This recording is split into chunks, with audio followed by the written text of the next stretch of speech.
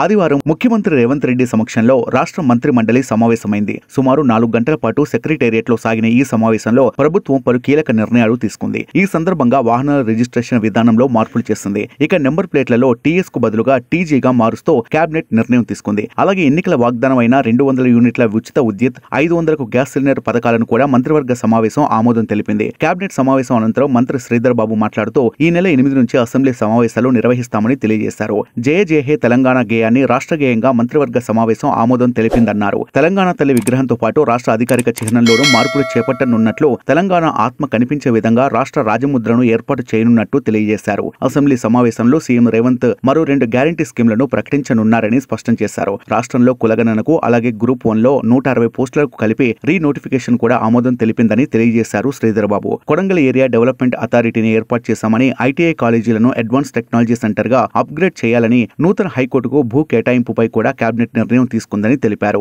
6 గ్యారంటీల విషయంలో అనుమానాలు అక్కర్లేదని, గత ప్రభుత్వం తెలంగాణ ఖజానాను ఖాళీ చేసినా వెనక్కి తగ్గమని మాటిచ్చారు. వ్యవసాయ శాఖలోని ఖాళీలను నింపాలని నిర్ణయించామని, ఉద్యోగాల భర్తీ అంశంపై కసరత్తు చేస్తున్నామని, సంవత్సరంలోనే 2 లక్షల ఉద్యోగాలు భర్తీ చేస్తామని హామీ ఇచ్చారు. అహంకారపూరితమైన చిహ్నాలను మార్చాలని కేబినెట్ నిర్ణయించిందని శ్రీధర్ బాబు మీడియాకు వెల్లడించారు.